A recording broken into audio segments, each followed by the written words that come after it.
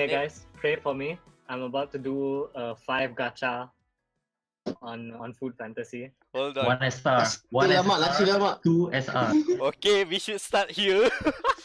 Cepat, let's go. Nasi lemak. Okay, gacha number 1. Rolling Start. Tiding, tiding, tiding, tiding, tiding, tiding, tiding. R rank Zhangzi, fuck off. Alright, good start. You got a guy.png? Fuck off. Guys, Guy.png. I don't mind. It's just shit too. Long bao, tak halal, cannot. Tak halal coming from you. Interesting. Alright. Fuck dorayaki, get the shit out of here. I don't want dorayaki. I have so much dorayaki. Taking all of these quotes out of context should be very interesting. Sake. I mean, it's still kind of shit, but okay. Haram. Alah, apa tu? Oh, this is my Sake- last one. Shit. Sake is haram. Fuck. Yeah, shouldn't roll. All R's. All R's. I got Tom Yum, which is at least I can use Tom Yum. Shota. I hate him so. I literally use a shittier summon because I don't like Tom Yum. I hate him so much. Oh my god, why do we have to start the podcast with beef with Tom Yum? With a beef of Tom Yum. And welcome to dia.log, the famous the Gamer Matters podcast. Ooh.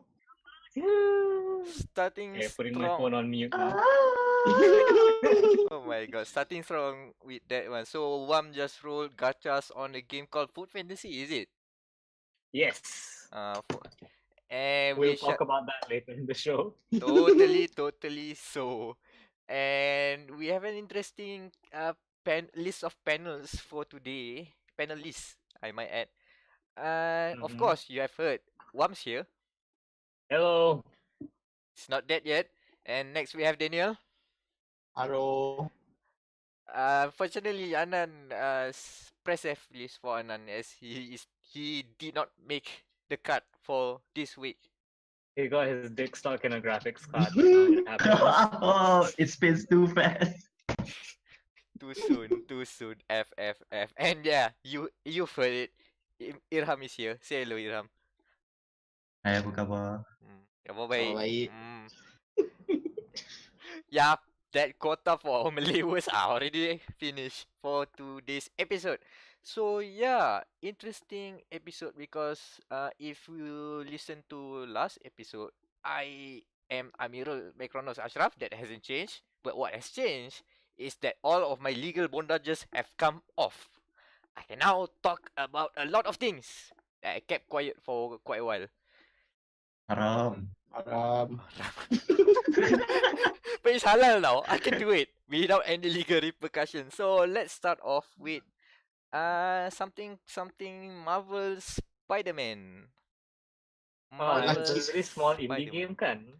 Yeah. I'm By legally some like first-time developer. some developer called Insomniac Games. I end up incoming team. Oh my god. So Marvel Spider-Man, I'm legally obligated to say it like that. It's a new game. It's coming out in September, and we got our hands on it. Last 3 weeks. No, last Yeah, 2 last 3 weeks. Last 2 weeks. It was the week after Vax. Yep. Yeah, last 2 weeks lah. And yeah, last 2 weeks because we recorded that episode and I cannot talk about it, and that was the same week. That's how I remember it. Alright, so 2 weeks ago. And yeah, shout out to PlayStation Asia for giving us an invite. And we are among the many other stalwarts of the local media journalism of the gaming video gaming industry that managed to sneak in and got a preview of the game. It was playable. I think it was like the first 2 or 3 hours. And the community director of Insomniac Games, Mr. James Stevenson, was also there present to talk to talk to us about what the game is all about. It's an interesting event, and in case you guys haven't gone to a very super secret media event, you cannot put out your phones. There are strict restrictions. You have to sign legal bondages to be put on until certain date. It's quite an experience, and it can be overwhelming if you are not prepared. And of course, the highlight of the show, and I can say this because I also got the burn, is during the Q&A session, because we got to play Spider-Man, and then like halfway through the session we got stopped and reconvened into this one's media press conference place, and we got to ask questions to Mr. Stevenson. Hey, so what's going on about Spider-Man, stuff like that, right? And of course, well, remember the awful questions the media asked when you attended the Monster Hunter Yeah. panel at PSX, right? Yep. Uh I guess I heard and saw similar things. For one thing, there was one question about, oh, do we going to see Venom, because at that time the new trailer for Venom was just shown. So this person say asked to Mr. Stevenson there, so this is considering this is a Sony IP, can we see Venom coming into Marvel Spider-Man? Everybody was like, did you say it's a Sony IP? Did you just say that Spider-Man is a Sony IP? Marvel. And of course, or he burned that person down really hard. Oh my god. To be fair though, just asking if Venom's in the game is a fair question, because that at least like there's some layer of intelligence that goes into that.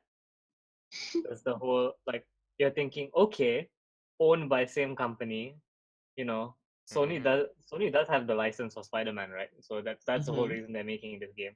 So maybe also the Venom movie coming out later this year. So maybe they want to do some cross-promotional shit with Venom.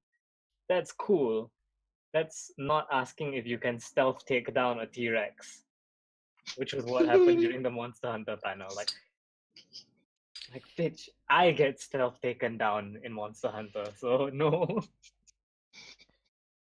One other example. This one is interesting because it's a long question, but the answer was just no. Oh, that's fucking Malaysians, man. They love like their essay questions, you know, like bapak punya panjang question. It's basically, to summarize it, is a long, windy way to explain about, oh, we are going how it's about monetizing the game, as in like microtransactions or daily service, Yeah, something of like course, that. 'cause that's the cool question to ask. But at the end of that, do you feel that it's a missed opportunity? No. It's I would have punched that reporter. Just go straight up to him and be like, no, go back to journalism school. it's an interesting plan. Plus, even I myself got burned because I asked a very obvious question that if you follow a lot of the Marvel Spider-Man coverage, you should know. But I just want to get a quote from him, so I burned myself to ask him, how do you guys start developing the swinging? And boom, I got burned hard or whatever. But yeah, the quote is really good. I put it on the preview article we did. And yeah, I believe that I have sacrificed myself for the greater good. I don't care what other people say. I sacrifice myself for a good quote. Yeah, that is true journalism. There, it's making yourself look like a monk, so that Things you do for love. The things, for press. the things I did. And yeah, speaking about the swinging, right? I think that is very much one of the biggest selling points for Marvel Spider-Man, because the swing is so goddamn good. You know, yeah, people keep on saying that Spider-Man 2 is the best swinging mechanics in the old Spider-Man games, right? I'm not sure if that's holds true, because I never played any other Spider-Man games, surprisingly. But still, what I've played, it really feels good. I mean, the way you get to feel the swing. Also, you that when you swing, like you go like from the top of the swing and then you go down and you go up again, right? The whole camera follows you down and then you rise up again. And then Oh, when you let go of that web to swing another web and you turn, the camera also nicely like dolly follows you swinging and turning around, and then the orchestra at the background slowly rise up. I forgot the song, but it's something like that. It oh, so, rises up while you swing it, and then when you just drop down, the music fades away, and then you oh, can so hear the they're taking ambience. cues. Yeah, Like I think they're Hammond's taking new cues mechanic. from.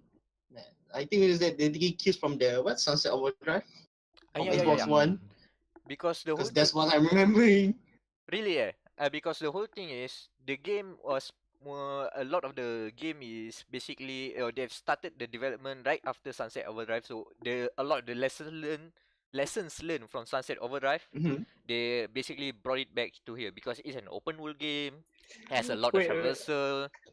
are you telling me they went from making a Microsoft exclusive to making a Sony exclusive? Like, bapak punya cepat. Yes, It's actually they flip flop a Spider-Man is a lot. clone. They flip flop a lot, Insomniac, because the history about them, they used to be a Sony exclusive, and then they become third party, and then they moved to Microsoft, and then now they are making a Sony exclusive again. It kind of reminds me of Fushigi Yugi with because the love interest in Fushigi Yugi, from what I remember, he did the same thing where he just goes back and forth between the villain and the hero's kingdoms and sleeps with them. Like, yeah, that's Insomniac Games is Fushigi Yugi, is what I'm saying. Interesting comparison. Oh, one more thing about Sunset Overdrive.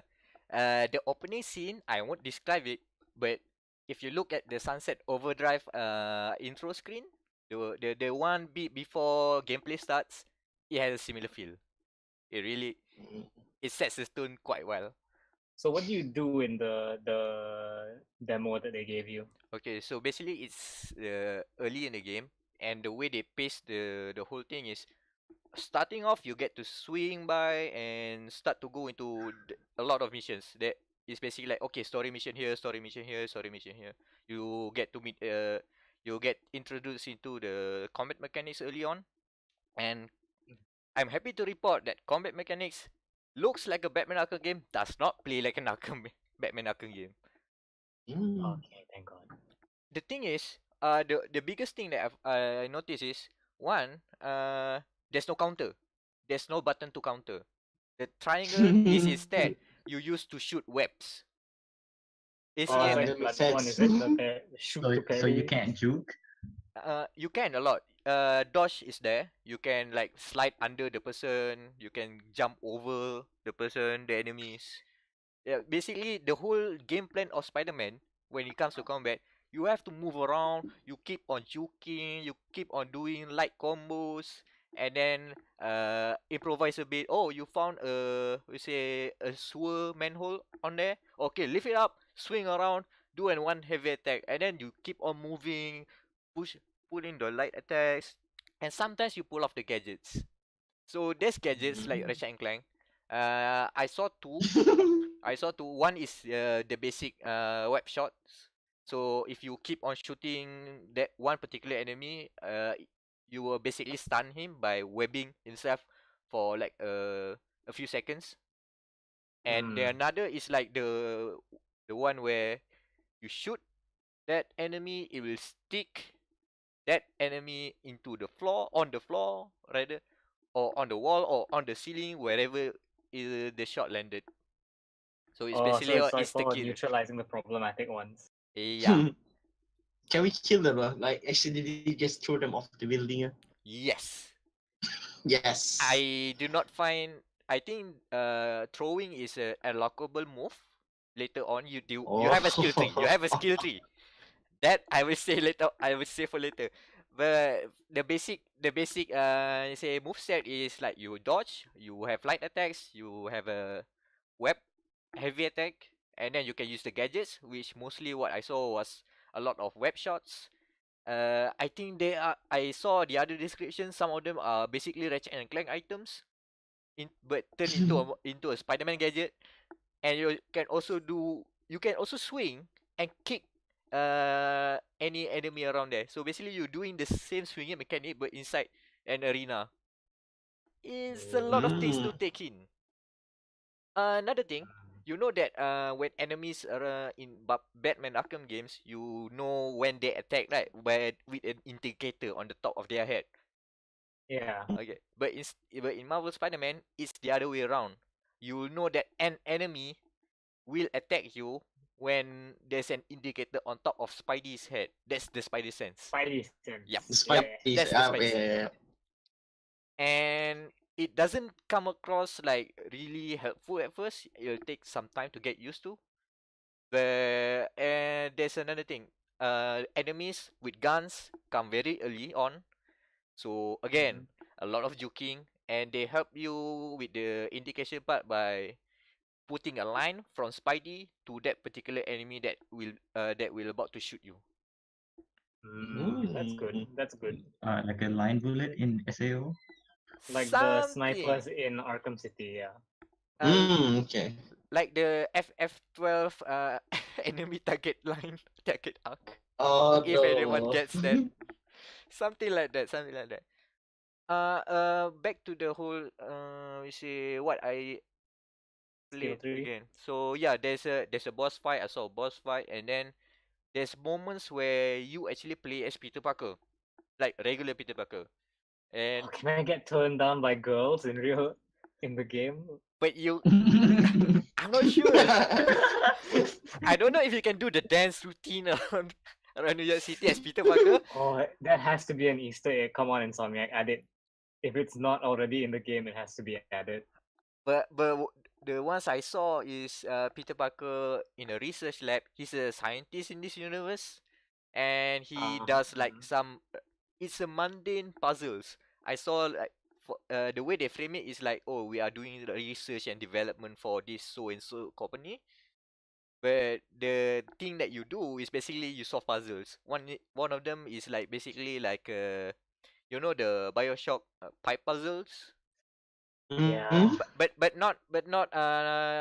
you are not constrained with time. It's just a puzzle where you figure out okay which item which part of the pipe should be here. It's not really a pipe, it's a wire circuit, but still it's a pipe puzzle, basically. Yeah.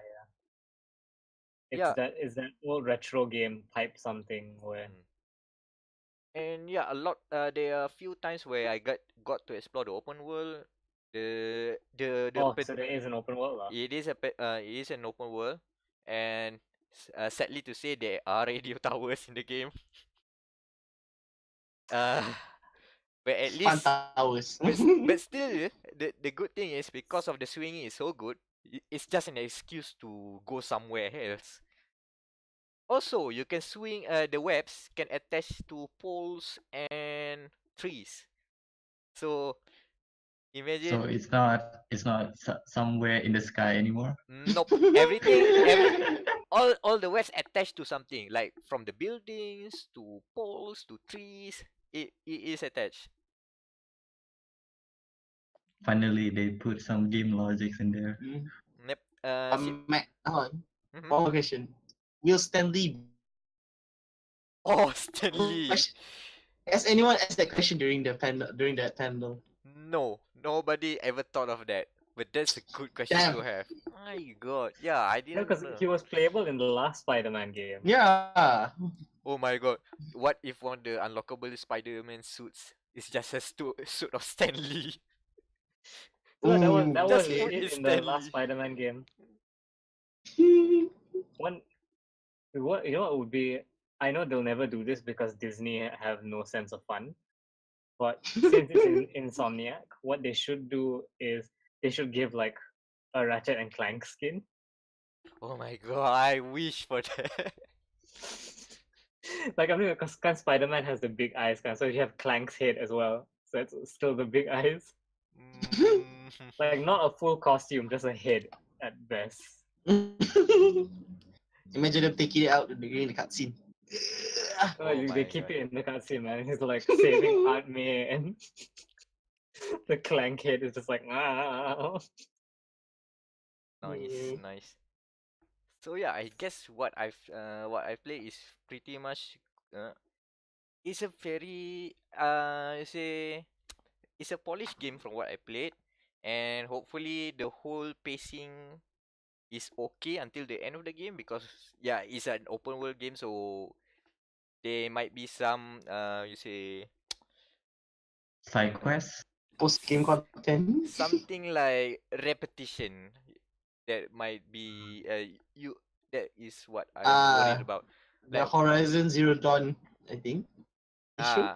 what if like you keep on seeing the same enemies over and over? That's the thing that worries me right now. But I get from what I've played, the slice of gameplay that I've played is solid. There's a lot of God of War influences. The whole menu thing that you see when you pause the game is basically like a God of War menu. There's fast travel. There's three skill trees that you unlock moves and passive abilities. What else? You can all the side quests. You got rewards for tokens, and those tokens are used to create new spider suits. And each spider suits have different abilities. But the good news is you can mix and match the suits and the abilities, so you can play however you want. So so they have a loot box mechanics in there. Not from what I see, no. And they simplify a lot of in God of War. There's like crafting mechanics where you need to. There are specific like items, materials that you need to craft a gear, right? They've very much simplified this by putting us all of the craftable things as just okay. This is just a token. So if you finish a side quest about handling criminal activities, you get a criminal token. If you collect a collectible, that's a collectible token. It's very simple. If you do some of the sciencey stuff in the research lab, you get another token. So you basically know, okay, this is what I need to engage with. This is what I need to do. So I do not need to figure out what the hell is what's the weird stuff in God of War. I already forgot. Some of them are very intangible, like the sacrifice of man or something like that. What the hell is that for a crafting material? Thank God. I, no, like now that you're explaining it, feels like my mind has just been opened. Like, why don't more games do that? Just tell me what I need to do to get your goddamn collectible, you piece of shit. Oh yeah, and collectibles are all visible once you unlock the radio tower. So it's just a matter of going there and pick it up. Ubisoft. Not Uh, so basically that's Spider-Man. Yeah. So look forward to that. That's the top on PlayStation Store Asia. That's the top game that is being listed in the website. So a lot of people are pre-ordering that stuff. So hopefully it's worth it. And from what I've played, it's worth it. mm, And but Wam and Daniel, your journey last week, is it worth it? yeah. We are talking about Acer Day. Yeah. So Had we a really set cool event. basically we sent Daniel and Wam to the field and do their job as respectable journalists to cover Acer Day. Respectable journalists at very serious grown-up events. Uh, Quote unquote grown up. Yep. Drone, Yep. Okay, wait. So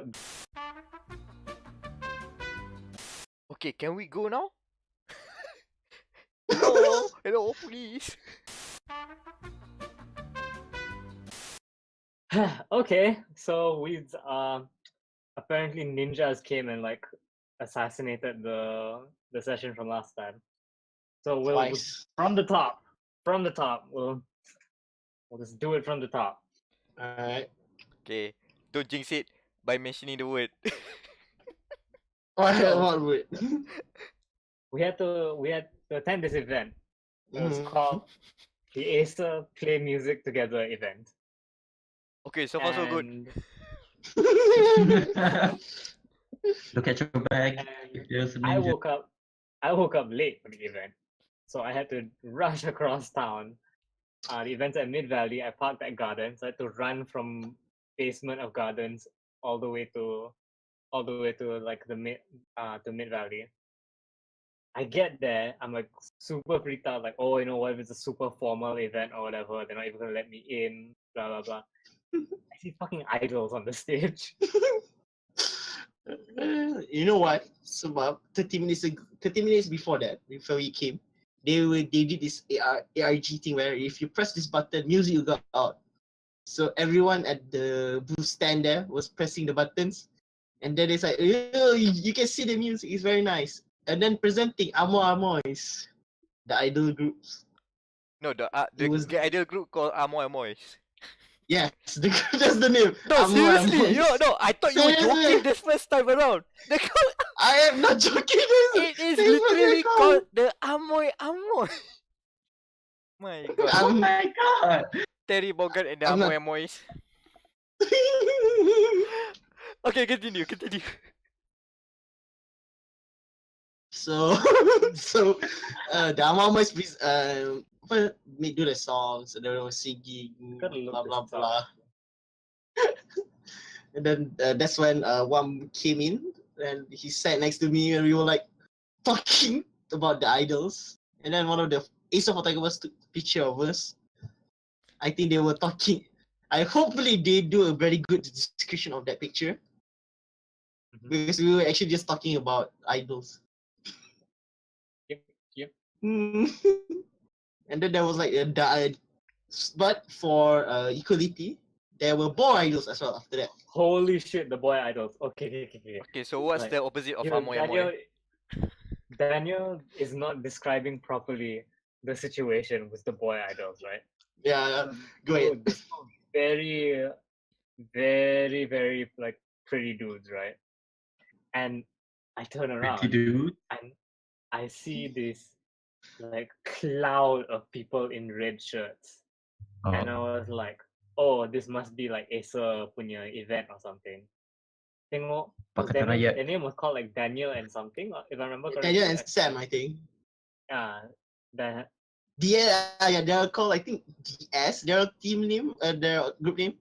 yeah. So all DS. these girls are wearing shirts that say DS Family on it. And part of the performance, they had to hand out like posters and goodies to the crowd. Sampai ada rela police watching them. Wait! Okay, I have never seen that kind of security before for such an event. Oh my god, this is Daniel serious was like business. tapping me on the shoulder, being like, "There's someone's crying in the crowd there." Yeah. The Oh someone's my crying in the God. crowd. It was the Wow. best thing.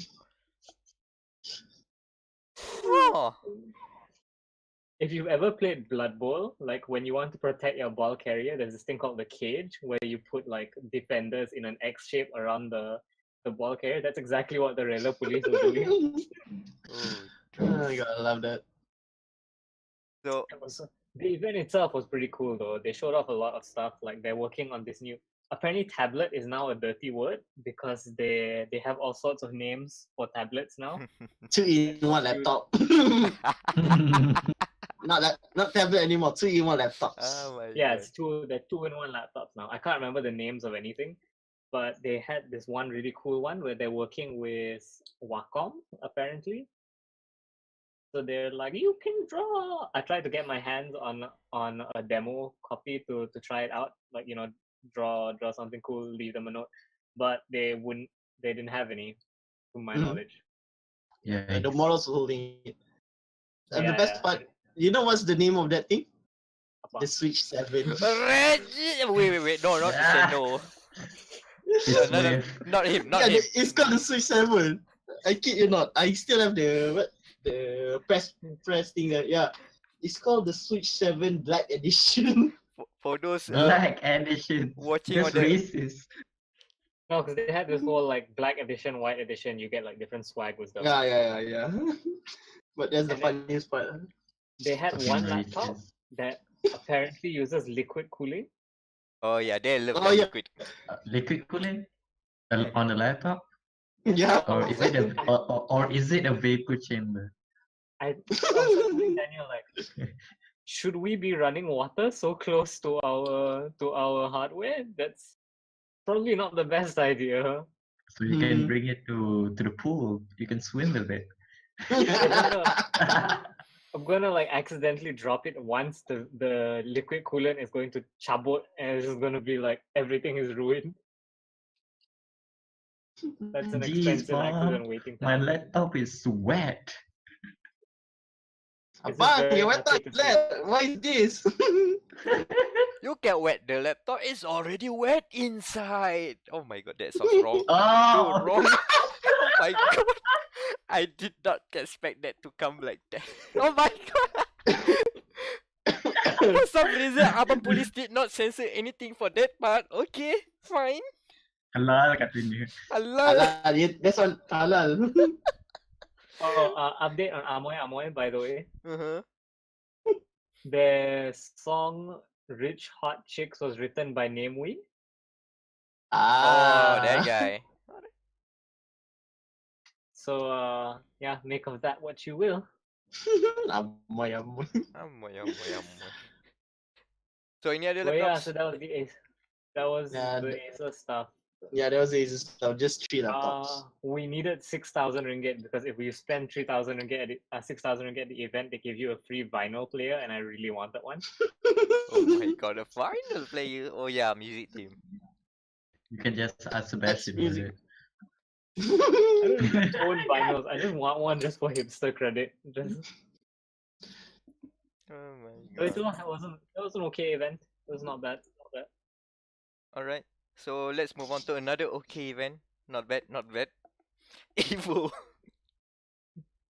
Yeah. Evo 2018, the most prestigious fighting game tournament in the world. The 2018 edition has come The to a only close. time I care about esports is when it's Same. SBC. If you want to watch esports, this is the best experience. May it's a bit mixed this year, but in general, it's one of the best ways to get in.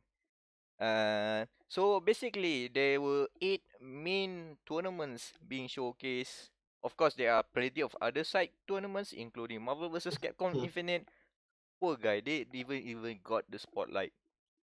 And Catherine is a Oh yeah, I side forgot tournament. competitive Catherine is a thing. There's one more best side tournament. The Grand Blue Rolling Gacha tournament. That even the creator of Grand Blue was there as well, and he rolled it a R. Oh. Oh boy. So that is how good this gacha is. If you're the creator, also get an R. That's a very good role indeed. So Evo has plenty of interesting storylines. So I'll just go through just a few of them that is interesting to just talk about. So one thing, Smash. There are two sides of Smash, Smash 4 and Smash Melee, and there are very two different narratives at the grand finals. One is a story of redemption. One is a shit show on screen. Oh boy, that one. So which one do you guys want to hear Obviously, first? let's go for the shit show. Alright, that is going the honors goes to Smash 4 this year. Last year, when Smash 4 was shown on Disney, people got excited that Bayonetta is a Disney princess. What? What? No. No way. For context, No fucking. the Evo Finals for last year was broadcasted on Disney XD, and one of the games that was shown on that broadcast was Smash 4, and everybody on Disney XD got to see live Bayonetta win Smash. So basically, she became a Disney princess by proxy.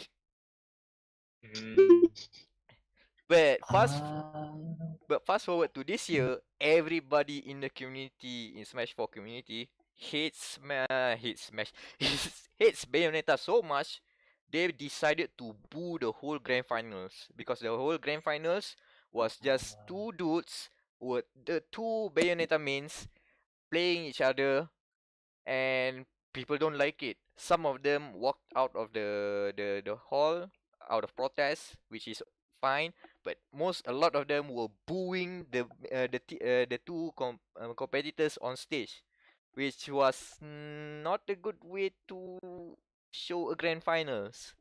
And that whole animosity, that whole toxicity, bleeds into the players themselves to the point that they basically stalled part of the match. They basically did nothing. They just charged their attacks for Bayo and did nothing for quite a long while until the TOs coming in, showing that asking, no, come on, play guys, just play, still stalling Yeah, just to that's rile up the crowd because they already getting that kind of response, so they want to respond back. And the TOs even that's not honest.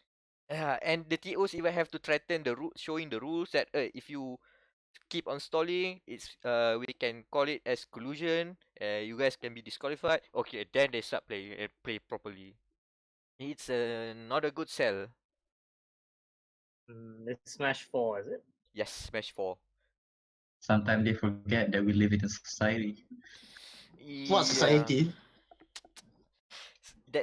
There's a lot of good takes from the event, a lot of lessons learned from the other side of community. Like the most successful Smash 4 competitor Zero made a video about this. He has a very good take about the situation, how the community can learn and move on from this situation. I suggest you guys should go and Google that. It's a very Hmm? matured look of things because for context, the two finalists there were basically 17 and 18, so they were also young themselves, and they don't have really like a lot of experience when handling those sort of situations. So things got out of hand, and you can also say back to the whole community that was present in the hall, booing because of Bayonetta, because Bayonetta is too OP in the game, and it's true that Bayo is OP, but that's not how you deal with it. That's not how you deal with it. Yeah, that's just. Listen, I don't think it's because she's OP. I think it's because she's like. Her mechanics is easy, something like that. Easy to No. pull She's off. very OP. Really OP. And I know she's OP, but I don't think that's why the salt. I think Okay. it's more like. I think it's more like. We Skill. don't like that Bayo was added in the game. You But know, we want. Maybe that and it's doesn't a fit to the environment or something. and it's two Bayonettas. It's a Bayo mirror match. Yeah. So yeah, you can understand why people were upset, but still, don't do that. Don't do that. Yeah, Don't. it's a really shitty thing to do, guys. Like Evo is like a rock concert, right? Like you're just like imagine you go to a Radiohead concert, right? And they don't play Creep. Like you don't start booing them because they don't play Creep. You're there to enjoy Radiohead. Same thing. You're there at a Smash event to enjoy Smash. Just because it's not the Smash you want doesn't mean you should boo, guys. Stop being a crybaby and grow up. Same. What a good way to end that. So the best thing about this, because Smash Melee had a good story to tell. The storyline going from Smash Melee is, as most people know, these are basically the, how you say, anak tiri, basically Stepson. the unwanted stepson of the community, because they are playing an outdated game. They are still lugging CRTs, but they are very dedicated and passionate about the game. They do not want to move on, but still they have the audience. They got the slot in the Sunday finals where it was streamed. It was on the bigger stage, and 200,000 people tune in watching Melee. So is a lot of good things happen for them. And the tournament goes, uh there was a lot of surprises because in Smash Melee there it is known that there are 5 gods. Basically, the very top players that are very hard to defeat on it's very hard to defeat. But now it's For Jakim, this is a metaphor. Please don't rate us, Jakim. It's a okay. metaphor. The stream is still okay. Alright, thank you, Jakim. So basically, this year we saw a lot of God Slayers, a lot of the top players that should have guaranteed their place in top 8 were fighting desperately to just get into the losers bracket. And the winner of them all is a person called Leffen. And Leffen used to not compete in competitive Smash for some years, like 2 years, because he does not have his visa. He's not from US. He's from somewhere in Europe. I forgot the country. But yeah, he basically cannot compete because a lot of the Smash tournaments are in US. And before that, he presented himself as basically the heel in the Smash Melee. So basically, people are riled up to see him being the villain of the whole thing lah. So and he also started to develop this God Slayer persona, and he is indeed a God Slayer. He managed to beat all of the 5 Smash gods. And he kept the title because one of the Smash gods have retired, so nobody can do that. That's amazing. Yeah, and he won. And during his you say the matches that he had to go through to win it involves a matchup with Hungry Box, his natural rival. These guys have a lot of beef on stage and off stage. So Leffen finally won this time on a big way.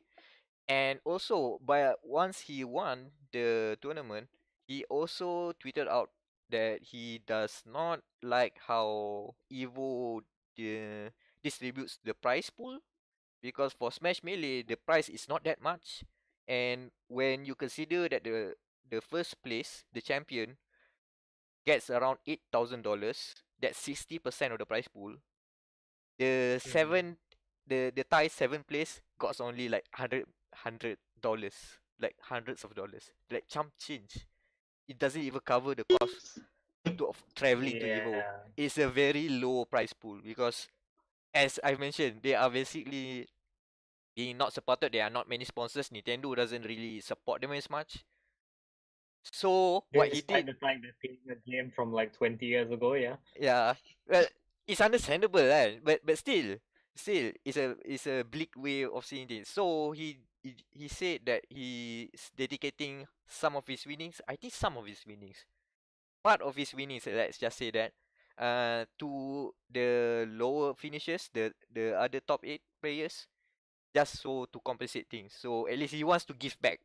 And if that any of the participants, the winners, do not want to accept the prize, he'll put it down to a charity of their choice. It becomes a baby face. It's a face turn. He won Evo and he becomes a face. A baby face. That's really nice of him, though. It's a really sweet thing to do. Yeah, and it's basically a character growth. If you follow the Smash, the melee progress, this is basically character development, which is very nice to see. Okay. Alright, so this should be a shorter one. Can we just get I think I know which one you're gonna move on to. So can we just call it the Ballad of Echo Fox? Yes. Yes, we can. Go for it. We've talked about this before, and thank God it ends like this. I really love this. Okay, so basically, it's the Battle of the Gods again. Sonic Fox and Goichi met each other again at the grand finals. And again, I like to emphasize, I like how Sonic Fox is very willing to put on a fursuit the whole tournament. In some of the matches, it's not the organizers that are making him put on the fursuit. Like, he's doing that entirely on his own. And even in some matches, he just put on the fursuit and still plays and wins. For some matches, of course, he has to move out the gear, but still, That dedication, man. Oh my god, he's putting furries on the map. No, Ooh. okay, long story short, he won Dragon Ball Fighter Z, right? Yep. And then immediately tweeted, hold on, let me see if I can find the tweet. Okay. Because it's the stuff of gods, essentially, what he tweeted. Where is it? Where Oh is it? my god. And Goichi, when he lost, he was super salty. He tried to hold back his feelings, but you can see from his face he was salty because while Wam is searching for the tweet, there was a bit of a kerfuffle, or bit but it's basically legal. What happens there is legal. Is that Goichi was from the losers. He reset the bracket. And when he resetted the bracket, Sonic Fox asked the TOs if he can switch sides. So basically, like, you know, in fighting games, you have like left side, right side, and some players are more practiced or more comfortable with playing in the left side mostly because that's play one side. So Sonic Fox asked if we can do that, and it was a bit confusing. We have to call the interpreter come, so because you have to clue in Goichi and what's happening, and then finally they settled it with a coin flip. The coin flip, Sonic Fox picks tails, of course, and it was tails. So he got to pick. He got the side he wanted, and he beasted Goichi afterwards. Goichi did well to reset the bracket, but after the reset, he got trio like that. Best of 5. First 2 3. Sonic Fox did 3, like just like that, and he won. Yep. Okay, that and tweet. then he tweeted, I quote, like verbatim from his Twitter account, "I'm gay. Also the best DBFZ player on this fucking planet. Don't forget it." Iconic. Like, nothing short of iconic. Seriously, if you guys are looking for diversity in esports, FGC has all of them. You want to find transgender people, FGC has it. You want to find disabled people doing good in the fighting games, there is one or two, and many. There are blind Street Fighter players. There are Street Fighter players that have to use their mouth because they don't have functioning hands. That's a Yeah, lot of give- good people, man. That's diversity that you are looking for in esports. Is in the FGC. Okay, so that's DBFZ. That's DBFZ. Tekken. I did not watch a lot of them because I don't really like to watch high play Tekken. But interestingly, one player from Thailand, Book, managed to reach top 8 and finish 5th. Nice. Very good and put Southeast Asia on the map. And also, on that, there's one particular match where he did something very out of ordinary that caught people off guard. Producer of Tekken, Kazuhiro Harada, also said, "Wow, that's I think he tweeted like, oh, that parry or something like that." It's basically it was Jin versus Jack. Jin is Book. Jack is a US player called Anakin, I think. He was doing a command throw. Jack is doing a command throw. When it's basically you cannot block it, but for somehow there's one frame where you can avoid it.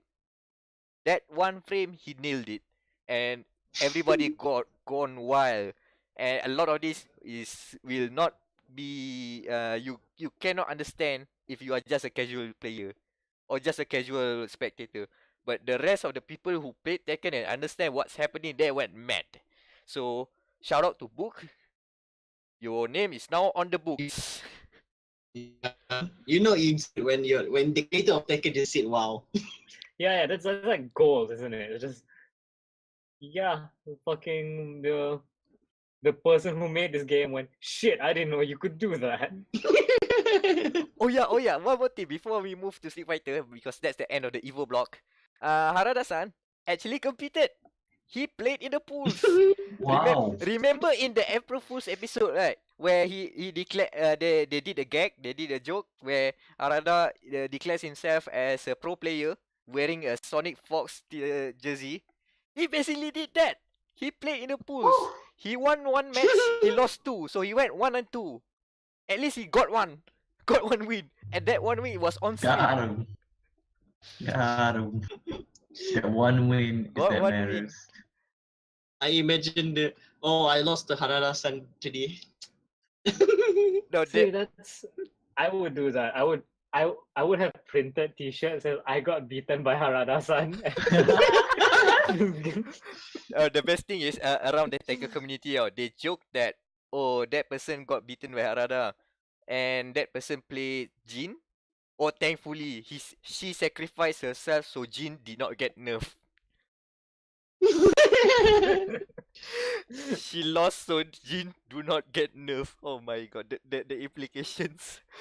So yeah, that's Tekken. And Street Fighter 5. Hey, it went home.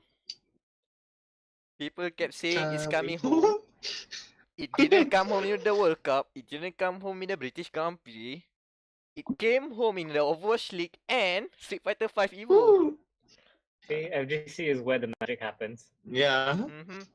Not the World Cup shit. It's nice that the top 8 for Street Fighter 5, they have representatives from all of the regions. In the Capcom Pro Tour, there are 4 regions: the Americas, Europe, Asia, and what's the other one? Latin Oceania? America. No. Latin America is different, I think. Yeah, Latin Oh. America is different. So Latin America, there's one player from Dominican Republic, Caba, and Wow. the US, we have one unknown player, at least for the general public. One Player unknown unknown? player, not player unknown. It's not. It's basically some random dude named Cool Kid 93 on stage on the top Oh, 8. he sounds like a cool kid. He's the sole US representative. So people are like, wow, this is a cool kid. He made it. And he beat Jan to get here. Singapore's Jan. My god. So that's a cool thing to see. Europe, of course, we have the eventual winner, Problem X. He caused a lot of problem. X. And then we have Did Luffy. he give it to him though? Hey, he won, so he did give it to him. To them. Luffy. And then of course there are 4 Japanese players. Kachikun, Mainstay, Fudo, Tokido, of course, the last year's champion, and the person that graced our cover of Untitled the Game Battles podcast last episode. And Fujimura. But apparently I think that the Domino's Tech Tokido cover probably jinxed him because he lost at the grand finals. There's no Domino's there. That's why. No Domino's there. And it's nice that to see that the in-game stage is based around the Shadow Lu evil characters. So if you're not playing as Bison will be in the middle chair overlooking the 2 fighters in the stage. And fittingly enough, Problem X is an M Bison player. So it's basically one on home stage. He beat Akuma on the home stage. Very nice indeed. So yeah, there you go. That's Evo block. Nice. Really, catch some of the VODs. I think Evo is a very interesting watch. Except for Smash 4. Except that you follow for the drama, but the rest go watch some matches. Because some of the matches are pretty good quality. Just even though you don't understand a lot, you just watch it and just get hype with the whole thing. Savor it. So yeah, let's move on to the other corner of the room. Okay, I haven't seen I may have been doing something related to what our next topic is. Oh no. 40k corner! Yes! Forgot about that.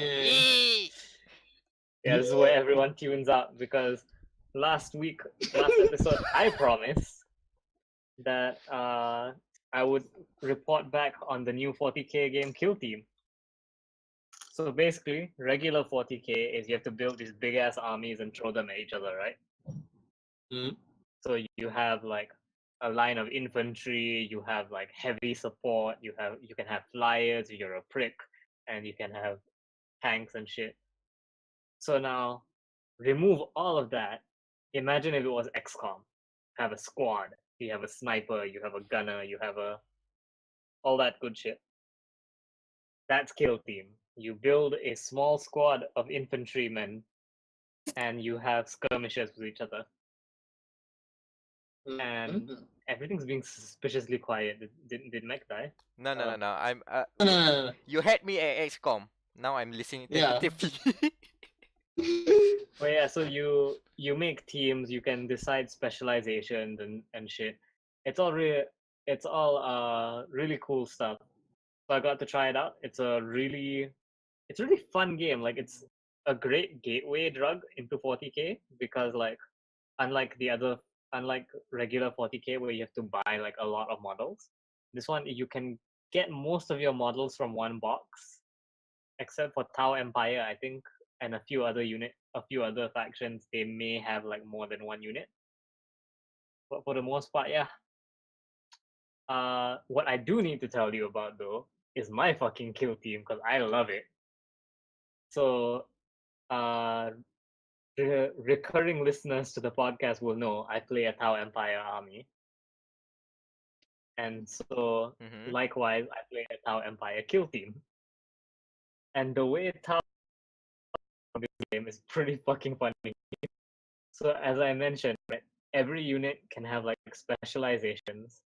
So you can have like a sniper, you can have a comms officer, you can have I think you can have a medic as well, yeah.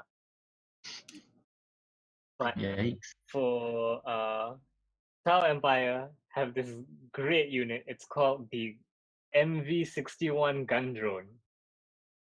And Excuse me? it is exactly what the name implies. I'm holding one in my hand right now. It is essentially a Roomba with two guns taped to it. It can't shoot for shit, but it can shoot a lot. Like it has a very high rate of fire because of the two guns. And they are dirt cheap, and you can field them in kill team, but they cannot take specializations. So, and like drones have always been hilariously shit at shooting.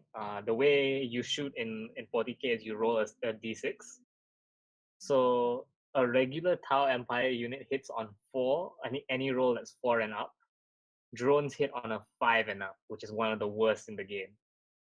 I think it's either orcs or guardsmen that are the only things worse than that. And in kill team, if you shoot more than half your weapon's range, you take a -1 penalty to hit. Mm-hmm. So, and the rule in the game is that you cannot have so many penalties that you auto miss. Like a 6 is always a hit. Like 6 is the highest you can go. All right. You also take penalties if your target is behind cover, and I can't remember if your unit is injured. Like there's a lot of ways to get a -1 penalty, but because of that, drones are great because the moment you take one penalty, you can take as many penalties as you want, and they won't affect you at all because you're already hitting on 6s. Oh, okay. That's a cool way to do it. So my kill team has like 4 drones. Wait, you said need just an army of drones. No, Wow. you cannot send a pure army of drones. I have a few other dudes, Okay, okay. but I have 4 drones, which altogether are worth 1 specialist unit. But you know, the drones, they're so fucking good. And there's this phase called Overwatch where if you charge an enemy unit, they get a chance to shoot back. They shoot back, but they hit on 6. That's how Overwatch works. My And Tau God. Empire have a racial ability called For the Greater Good that makes it so if Unit A is being charged and is within 6 inches of Unit B can also fire Overwatch. Oh my God. So when I That's was playing with my insane. friend, I just set up this net of drones, and he's like, "Do I charge this? I don't know if I should charge this." And I'm like, "Yeah." And because they're drones, I don't care that they're hitting on 6s because they attack 4 times. So it's like, yes, it's great. Also, drones have the fly keyword, which means that they can retreat. They can retreat without penalty, and terrain doesn't mean shit to them. So yeah, They are accidentally one of the best units in Kill Team. And weaponized Also, Roomba can be also so effective. yeah, I Is it- literally call it my Roomba squad. Like I rarely call them drones because whenever we talk about them like at the store, I call them the Roomba squad. Oh, I forgot. They also have like higher armor than standard infantry. So if you want to wound them, most guns will wound them on 5s, which is considered bad. So it's kind of hard to win that. It can be done, like if you're carrying like a sniper rifle or something. They can be easy to kill, but just think about that. They are cheap, they are tanky, and they shoot a shit ton. Balance. Oh my god. So any other like disadvantage from fielding a team of Roombas? Itulah, they cannot have specializations. So because the specializations are really good, like the sniper specialization is you re-roll once, Okay. and there's a particular gun that's really strong but damages you if you roll a 1 to hit. So the sniper lets that. The comms officer can pick one unit within 6 inches of him. That unit gets a +1 to hit. So you combine that with the sniper, it's essentially now a +2 to hit. So your regular Tau Empire unit hits on 4s. So essentially, unless you have really shit luck and roll 2 1s in a row, you can auto hit. That's it. Mm-hmm. And Interesting. then I'm trying to think. Like I think demolitions can shoot through cover. Like they can hit you even if you're behind a wall. And then steam injector, like my friend used a medic, and they have like an ability to just inject you with steroids and make you better at fighting. Mm, Yeah, I hate my friend's army because he plays Harlequins, which are clown elves, and their whole thing is that they're very good at melee, Mhm. and so regular armies can charge from 12 inches, but the clowns can charge from 18 because they roll 3d6 to charge. Piece of shit. Okay. This is why I have the Roombas, to protect me from the clowns. A Roomba with a gun attached on the top is a very amusing image, as I have come to learn. Yep. Oh my god. yep. But so yeah, so that's Kill Team. It's really fun. Like at most, a box of infantry are going to cost you like 100 ringgit. You get to customize them. The rulebook also encourages you to role play with them. There's a narrative mode as well where you can play a recurring campaign with your friends. So you collect like resources and stuff and level up. Yeah, there's a progression system if you play narrative play. So like sniper level 3, I think. I can't remember what they do because we never play narrative, but it's pretty cool stuff lah. And it's a great like community thing because I was playing with like I had a Mexican standoff with 3 other people at the game store, and I just fielded like we were playing a small game where instead of fielding a full scale kill team, you only field half of it. So mine was 1 stealth battle suit, which is the best Tau Empire unit, and 4 Roombas, which are the second best Tau Empire unit. Nobody could kill me because no one's gun was strong enough to break their armor. A plus. But yeah, just playing with 4 people is really fun. There may be some kill team content coming on the site, so fingers crossed. It may be out by the time this episode goes up, though. Hopefully so. Yeah. And yeah, now there's another thing on the docket, and it still involves you, Yeah. Wam. So Yeah. This is like the hour of Wam talk.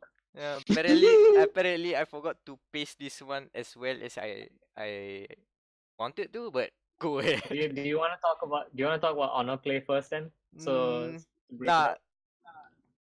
hold on. Nah, let's put it the one power hour now. 1 power hour. So Alright. Another game I literally just started playing 3 days ago. If you follow any of us on Twitter, then chances are you've heard about me playing this game because I don't shut up on it. I started playing this game called Food Fantasy. And Food fantasy. I have to explain to you the plot like this, okay? It starts off like Restaurant City, where you have the restaurant, you have to make food. Mm-hmm. They're like, okay, make food, and then suddenly your character's like, I'm out of ingredients. I need to go get more ingredients. But monsters are out there, and that's what makes the prices of getting ingredients is very high because monsters keep attacking travelers. And so this lady's like, okay, how about you join the Holy Grail War then? Is essentially what happens. Because she's like, Huh. oh, you can summon food servants who are Hold on, are they literally food or? they're, they're they're like they're gijinkas of food. Like they're named Hmm. after food. Their personality is based on food, and like, it's literally like a Fate Go servant. Like the rules are almost identical, But for food. but for food, and it's a weird game. And yeah, at first I was like, I don't know about this game. It's a bit too weird for me. And then one of the starter ones they give you is this one food soul. They're called food souls, by the way. Her name is Black Tea, and God, you'd think I would have had a picture saved. She is best. She is one of the best girls. Putting the image in the chat. Looking. Oh my god, I I'm seeing realized someone some put- other thing. Okay, let's black tea first. Yeah. Uh, I What just realized Daniel put a Roomba with a gun in our chat. Good job. oh, not bad. Not so bad. No, I mean the black tea. The Roomba one is. We already talked. We already mentioned in passing. Yeah, black tea. Okay. Yeah, You apparently had my it's attention. because like black tea was also used for gunpowder, so that's why she's a gunslinger. Okay. Alright. And how about But the other yeah, image here? yeah, so nasi lemak is in the game. Oh my god. According to the game, it's Malaysian, so suck on. Where else? Nasi Suck on lemak. beef. Hold on. You, 10. hold on. You got you were censored when you said suck. Disconnecting. Oh my god. That's it. I said suck on GG. that, Indonesia and Singapore. According to the game, nasi lemak is Malaysian. Oh my god. Look at this little girl. Little nasi lemak. No, that sounds not. No, never mind. Don't dwell on it. So yeah, back to She Food looks like- Fantasy. She looks like Malay Nico Yazawa. Nice. Yeah. Okay, so when can we expect cosplay of nasi lemak? Oh, that's the thing. Soon. Because KFCF. speaking of cosplay, though, I have a cosplay plan. Like I told my friend, like, Kuro from the Kuro cast. I told her that we will go to Times Square and look for a piece of this cosplay, and if I can find it, I'll commit to the whole cosplay. So a bunch of characters have skins, right? Because you gotta make money in this game somehow. And so one of the characters you can get is this dude called Brownie. And Chocolate. Yeah, like a chocolate brownie. Yes, congrats. Googling now. So his whole Hopefully. Okay. his whole thing,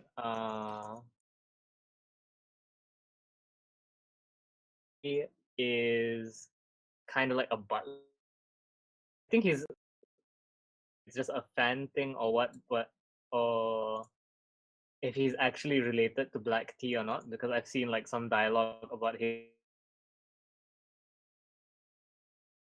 Hmm. And that's what I want to cosplay, because regular skin is kind of hard to cosplay. And I'm putting it in the chat now. It's essentially he's wearing a suit, but a maid dress over the suit. Hold on, hold on. Oh my god, he is literally made man. I want it so bad. Brownie is a made man. But yeah, as That's soon not as I brown. got the game, like I went to the wiki to see all the different food souls. Someone on Twitter suggested that all food souls, like they're called waifoods and husbentos. So That explains the pun. There we go. yeah, A grade pun. So yeah, let me list to you my list of waifoods. They are black tea, vodka, Of course. yuxiang. Oh, dude, I need to put vodka's picture in the chat Oh my. because yeah, this is like if you know my type, then you will not be surprised by vodka being here.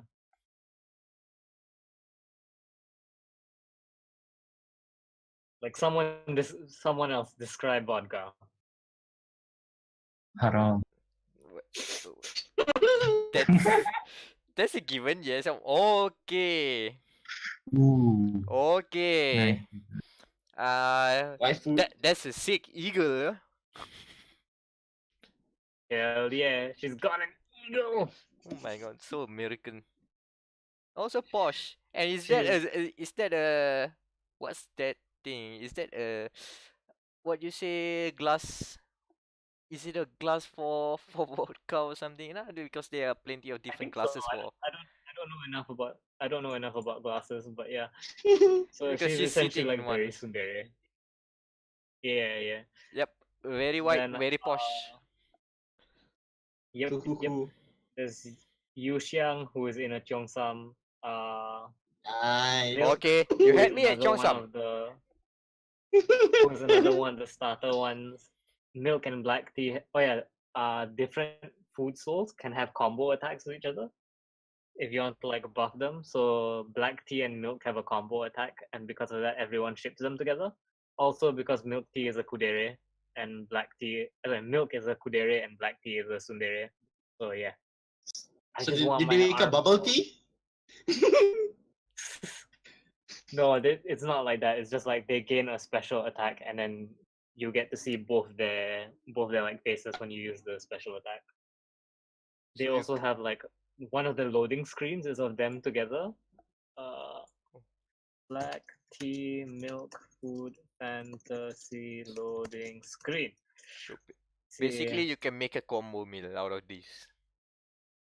yeah, that what you're it's saying? like steak and red wine also have a combo together. Is Haram. teh in the game? No, tak Because ada. we can do a teh hope tarik nasi kan. lemak. No, nasi lemak punya combo is with orange juice for some weird reason. Huh? Eh, fresh orange. Fresh orange. The Malay, Boleh lah. I the will take it. The Malaysian drama combo. But still, no roti Yeah, this canai. is the no roti canai. This is the loading screen, by the way. 2 out of 10, no roti canai. But still, okay. Hopefully in future we get roti canai. Okay. Roti canai teh tarik combo. But yeah, so that's it's a standard gacha game, you know. Rendang aja. It lets me gacha often, so I'm happy about that. Fuck you, Transformers, for only letting me gacha, or rarely ever letting me gacha. My mission now is to get vodka or yuxiang. So in the middle of doing that right now. I may have been playing during the Evo talk. Well, we did. But Well, you did roll the gachas in the intro. yeah, I also rolled gachas in the intro. Yeah, I was going to stream as well. I was gonna stream myself playing the game. Oh my Thing god. people do. Well, But let's the software to mirror my phone onto my PC is kind of shit. Like it's paid software, so I'm like, nah, I don't care that much to buy that. So it's okay. But yeah, since we're going down the list of games I played, I guess we can also talk about the Monster Hunter and Final Fantasy. I almost read it as Food Fantasy. God, playing this game. Oh my god, Food Fantasy Monster Hunter crossover. It makes sense though. It If they does. crossover. Okay, so Monster Hunter Final Fantasy, they first showed it at E3, I think. I can't remember. No, it was one that live streamed. Yeah. And so I have to say, like Monster Hunter has been knocking it out of the park with every content update so far. But this may be the most genius idea yet, right? Mm-hmm. So literally, like it's so silly. The first quest you get, you're in the desert and you're chasing cactua. Oh, With okay. this, you know, that little running man cactus thing. So it's like, oh, you have to chase it, and then you see a Moogle, and the Moogle's like, oh, I'm from another dimension, and I used a crystal to get here. That crystal over there, it's very important that nothing bad happened to that crystal. Now, if you played Monster Hunter, there's this monster called the Kulu Yaku, and its Mm-hmm. whole thing is that it picks up rocks and throws them at you. Oh 'Cause my it god. digs for eggs, right? It digs for eggs, and then it will sometimes pick up rocks and bash you over the head with them. So just as the Moogle is like pointing to the crystal, a Kuluyaku comes and takes the crystal and runs off with it. Oops. And then the Kuluyaku gets bigger because of the crystal. And the chocobo music starts playing while you chase down this thing. Oh my And every god. time his health drops below a certain threshold, he gets bigger. Mm. So by the end of the hunt, he's massive. Oh my. Whoops. And if he beats you with the crystal, it's like a one-hit kill. So so I was just smiling the entire quest because it's such a silly quest and I love it. Also, the cactuas can kill you. Oh They my. do that 1,000 needle thing. Oh God damn it. god, damn it, that 1,000 needles. Yeah, the death of 1,000 needles. But that's not the whole event. Because if you saw the Monster Hunter live stream, you'll know that they added Behemoth into the game. Behemoth from Final Fantasy 14. And god damn, Behemoth is a cool boss fight. So they made it a raid boss. As they Have should. to have So they added mechanics not normally in Monster Hunter into Behemoth. Like you have to beat him like you're playing an MMO. As if you playing Final Fantasy Where 14 maybe? yeah, so you Yeah. have to draw aggro from him. Oh my If god. you do a lot of damage to his head, you get enmity, which is essentially aggro, and he'll turn red and he'll only focus on whoever has enmity. Sounds like Final Fantasy 14. And then he'll drop comets. He has a few spells that he'll use. But the most important one is he'll drop comets, which are solid rocks. And he has an ult essentially called Ecliptic Meteor. And the only way to survive it is to hide behind a comet. Like Alright. even if you're in camp, you will be killed by the meteor if you're not hiding behind a comet. But there is one other way to survive Ecliptic Meteor, because before you do the hunt, you are given a new emote, the Final Fantasy 14 jump emote, Oh my god, where you turn into a dragoon and you jump up, and if you are in the air when the meteor hits, you survive the attack. That's a very Final Fantasy thing. Oh my god. A very Final Fantasy thing to do. Also, it's not even a glitch because the whole thing is that if you do that, you automatically attack the behemoth's head, like when you come back down. Yep. Because usually it drops you where you land, where you started the jump, but this time it'll land on the head instead, and you do quite a decent amount of damage too. And the whole time, like they changed the quest start icon to be like Final Fantasy. It was like duty commencing, and then when you die, it's duty failed. Yeah. Alright. And you get the victory fanfare. I You get was going to ask about that. Alright. every time every time Behemoth casts a spell, like the notifications in the right will alert you to what spell he's casting. Oh, Like, he's casting Charybdis. oh He's my casting god. Thunderbolt. It's so cool. I kind of want them to do a Dark Souls event now, just so that when you fail, you get you died. Please, please, FromSoft, give us a Dark Souls event in Monster Hunter. They're doing the want it, I event want it. justice from what you've just explained to us. Yeah, apparently, it's worse in FF14 because they also have a Monster Hunter event. Oh yeah, So they have to Mhm. play like Monster Hunter. they have to do proper raids. Oh my Yeah, god. I haven't seen any gameplay of it for myself, but I saw the dialogue in the game. Like this lady with cat ears. She gets a dialogue option when she talks to the palico, and she's like, "A talking cat," and the cat just roasts her. It's like, "Have you looked in a mirror?"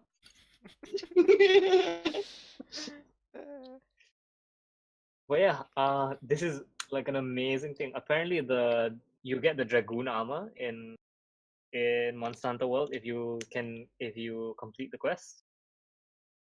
So apparently the dragoon armor is really good, and I want it, but I cannot kill Behemoth.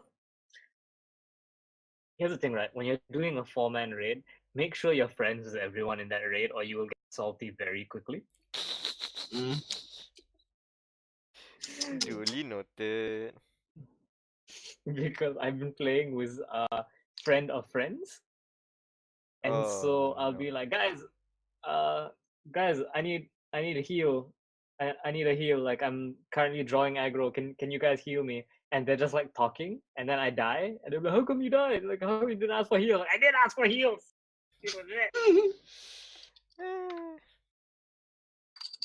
And then, as always, if they don't heal you the second you ask for healing, they're obviously a shit healer. So everyone will always be like that, and I'll be like, "No, guys, I literally have the heal option selected already.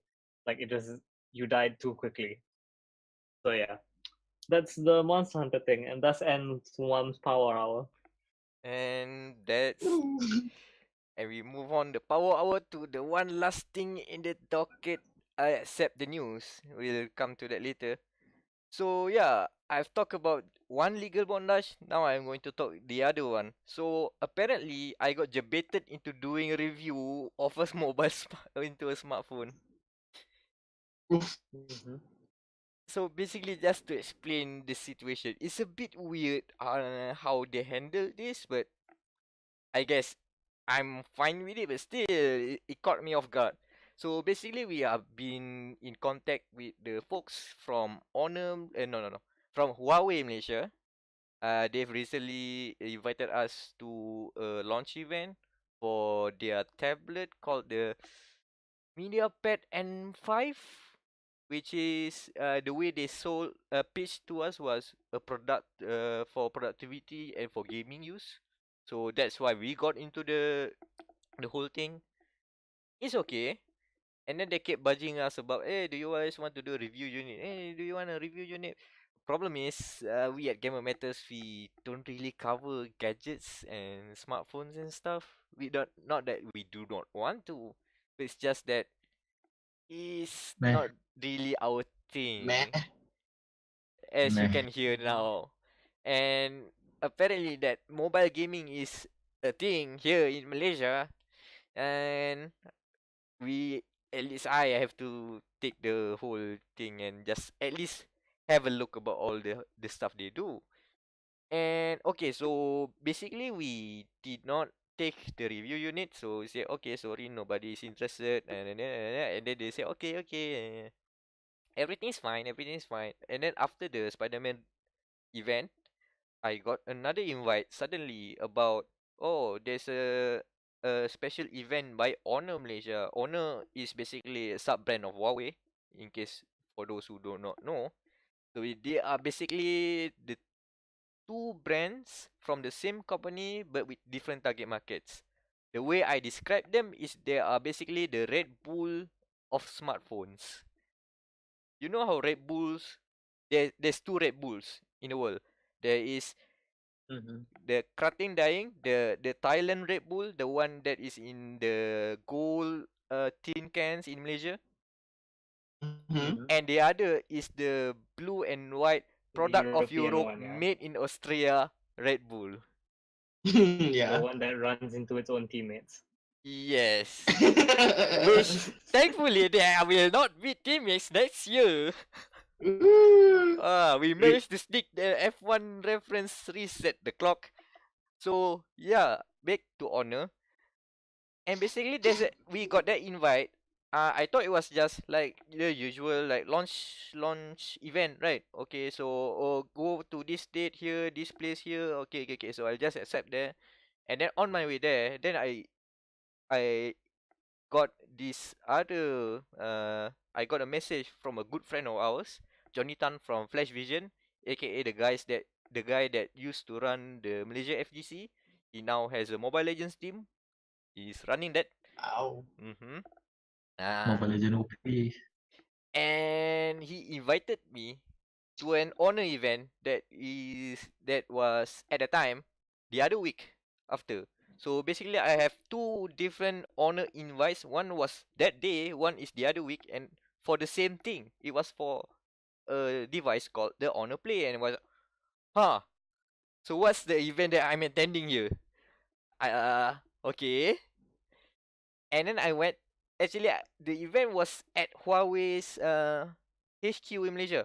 So I went to their offices, and when I got into the premise, which was weird because you need to have access cards, but somehow they let visitors without access cards go up there.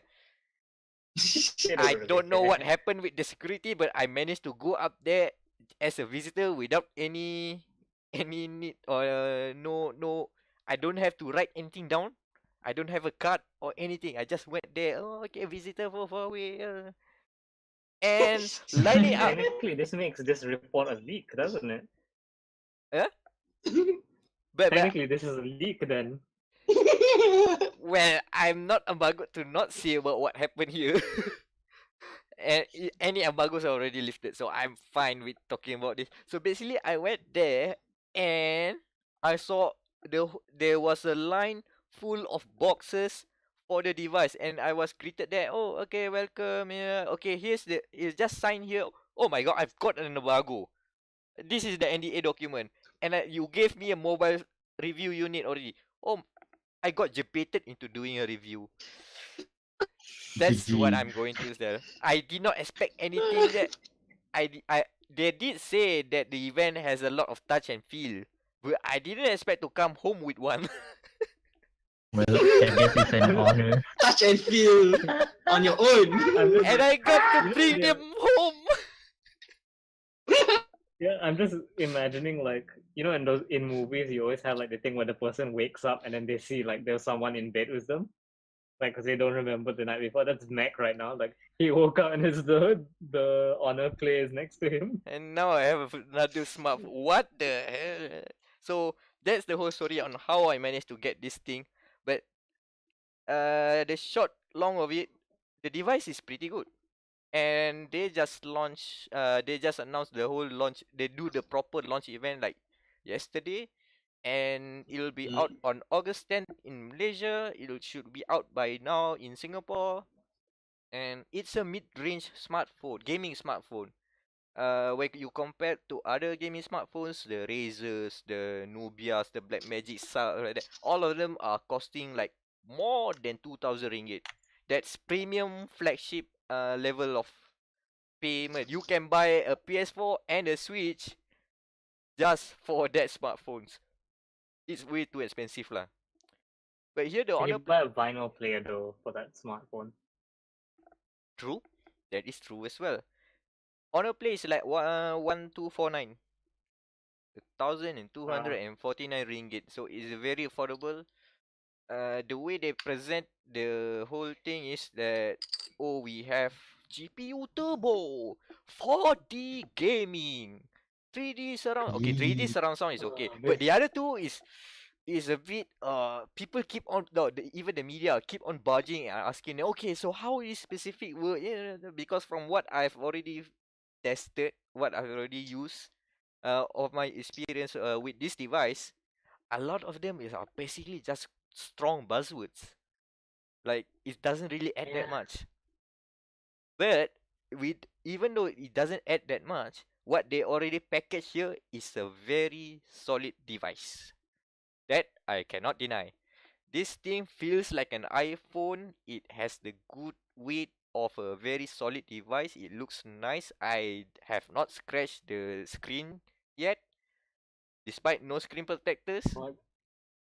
Will they charge you for that, by the way, if you accidentally drop a review in it?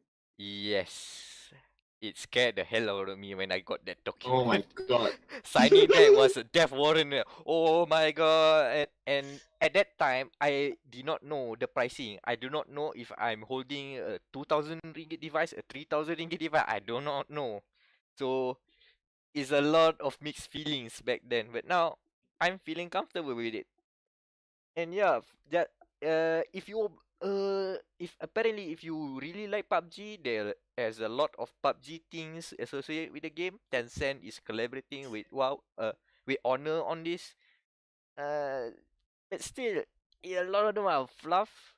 But the device itself, good. So yeah, Mm. and also I got to ask the head of Honor Malaysia. I asked him one thing because if you guys notice, a lot of the device in this brand, this sub brand, are less than 2,000 ringgit. So I asked the person in an interview session, so how come you guys are doing mid range? And the gist of it is basically that's what that is what Honor do. They are targeting young It's people the with honorable thing to do. yes, Honor. the folks that do not have high purchasing power, so they know there's a market to fill this need, so that is why they make the Honor Play a gaming phone for everyone they call. And I can agree to that in some ways. Maybe not the Yeah. best. Maybe not the best, but it's good enough. If you really like Mobile Legends and you really like PUBG, this phone is enough. And enough about that. Nice. Enough about that. You can find my gaming review. I do not know how I'm going to do the review, but it will be done on gamermatters.com later. So yeah, the news. Yeah. Hold on. This is the news. What? This is the What news. is? I just rolled red wine. Nice. Do you have steak? Yeah. Yes, I got steak yesterday, Okay, combo meal number 1. Set. and I also got I got a duplicate of mango pudding, so I can like level her up now. Rolling Drink Podcast is a. See, I knew it was going to hurt the recording. I would definitely get a good SR. Thank you, RN Jesus, for this. Oh my god. Later on, we'll have like a recurring segment where a sudden gacha roll will become our news section. So yeah, the Yes. news. Apparently in the docket here, I think this is Annan's doing because nobody is going to talk about it except Annan, but he's not here. So I'll just mention Great. this. So Seagull retires from Owl.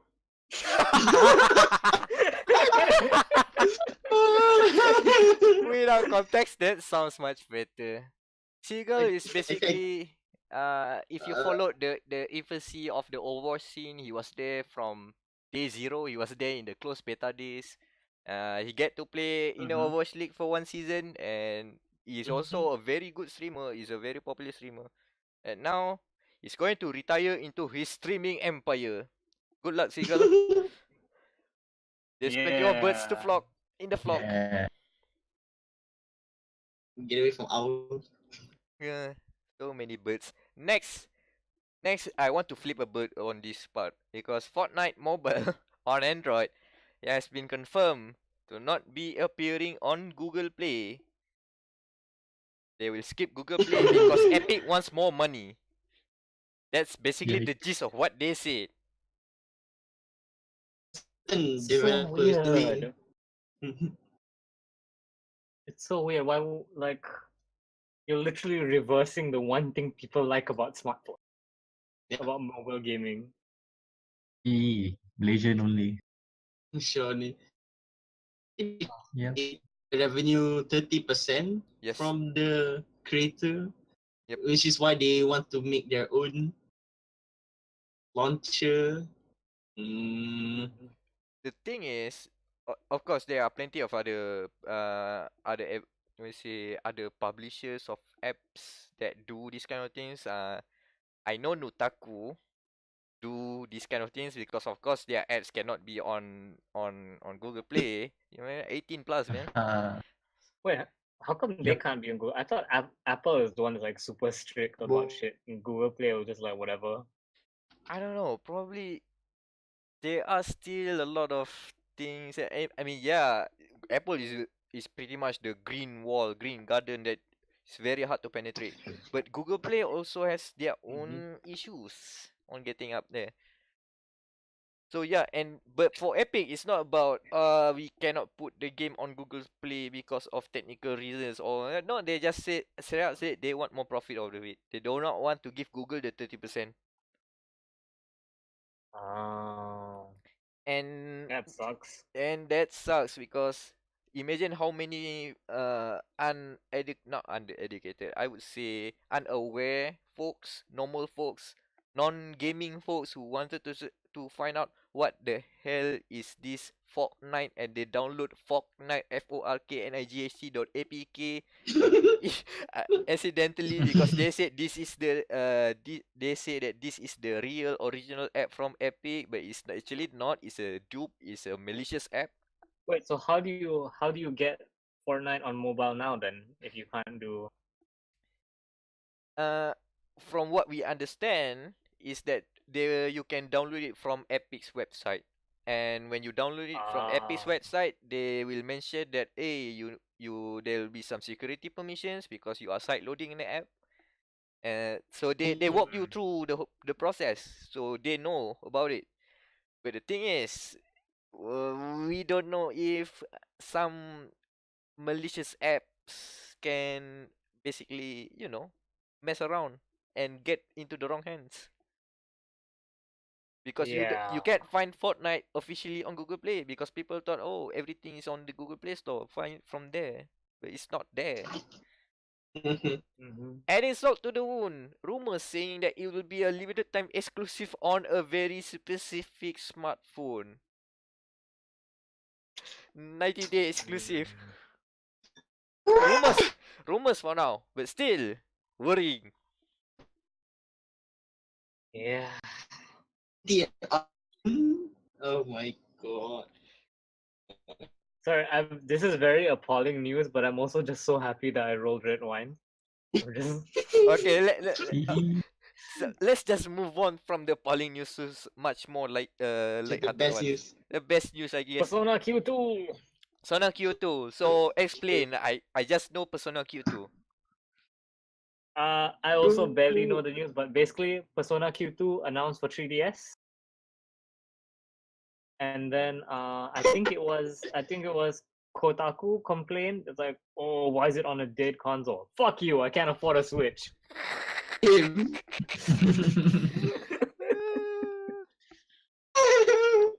So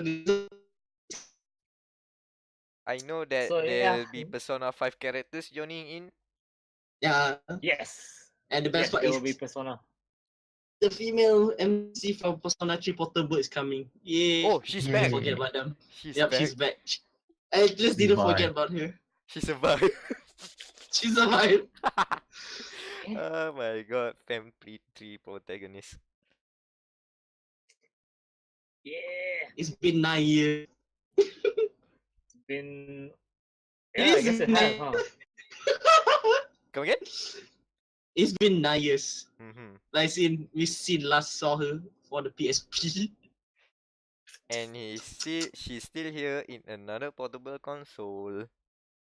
She'll never leave. A good console, by the way. I mean, 3DS still has value. Yep. 3DS is an amazing console. I don't understand people who are like, oh, it's dead. No. I like how the people I keep mean, out. Thing Switch. I mean, remember when the Switch was announced and people say, "Oh, 3DS going to be how long can they support the 3DS? Oh, we worried when the 3DS going to get support." Fast forward to 2 years later, oh, 3DS should be dead by now. Let's go to Switch, Switch, Switch. Could make your mind, people. Two different peoples yeah, they probably, but basically still, just made a better 3DS too. 3DS too.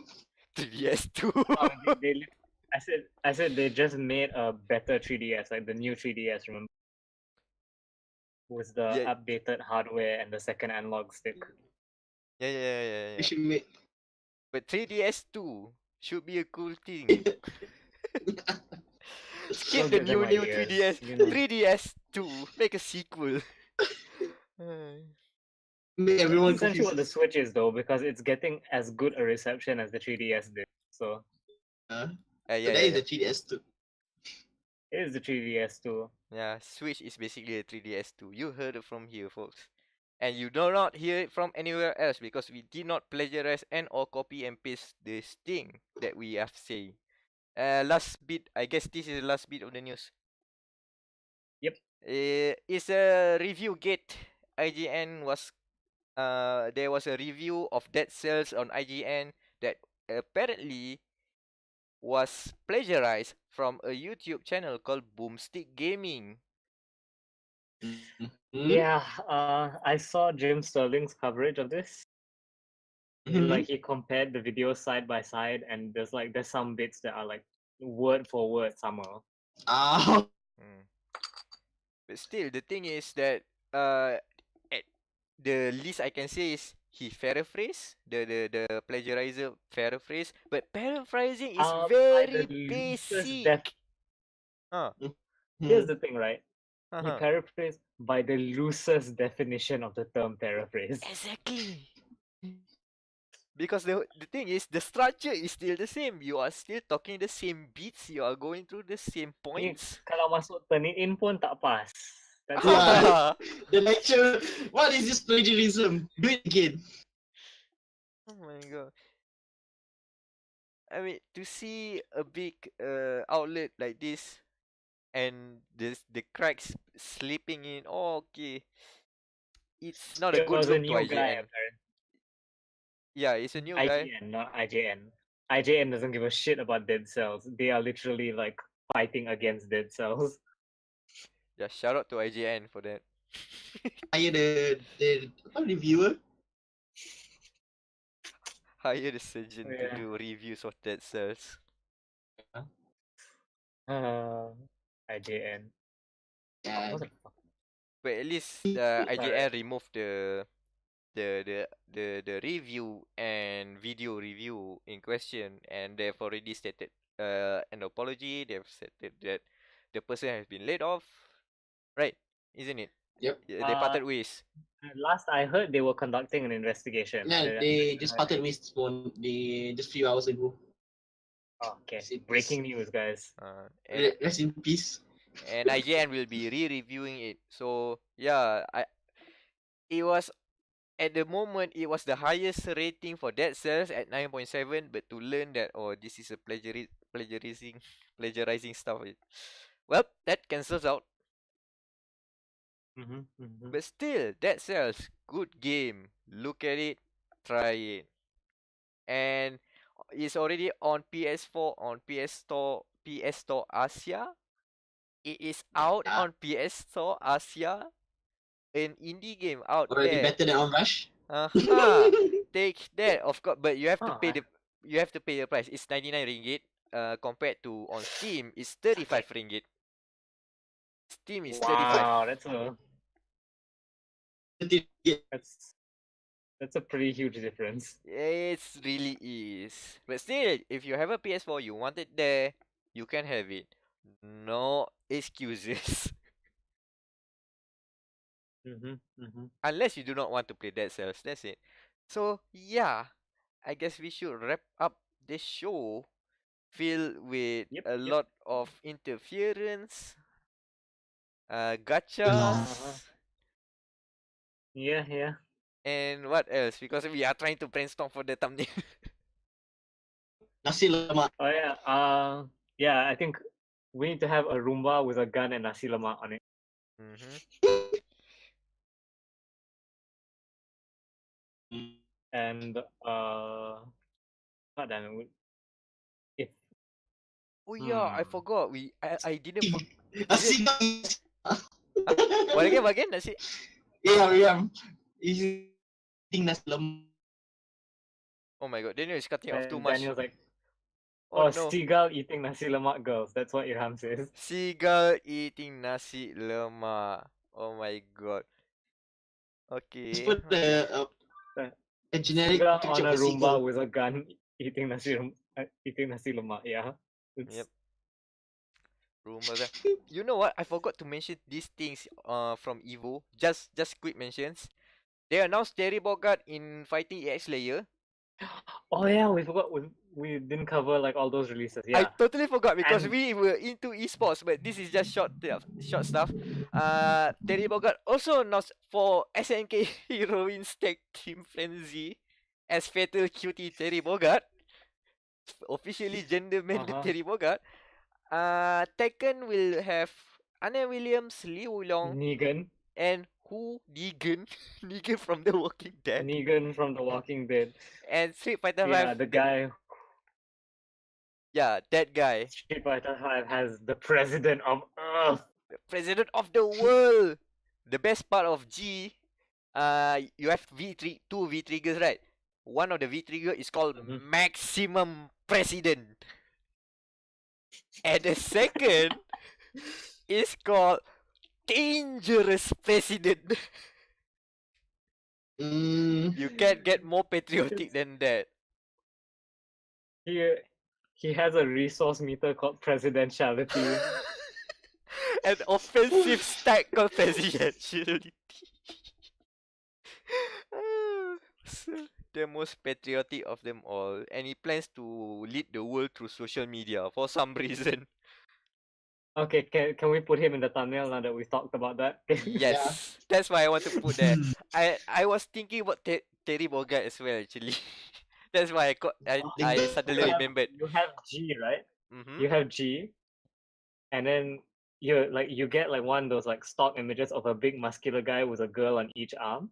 So the guy is G, and then one girl is boy Terry Bogard, and the other one is girl Terry Bogard. Whoa, with Seagull eating nasi lemak on the side. Yes.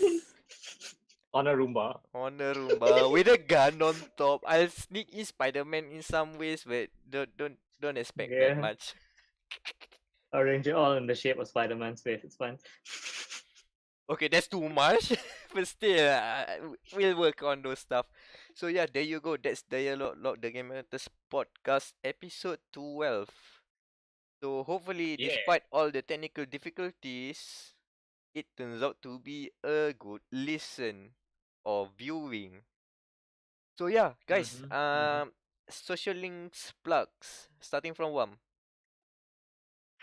Hey, you can follow me on Twitter at Wamirul, Wamirul. Give me money on Patreon at Wamirul as well. I'm gonna be at AMG next weekend.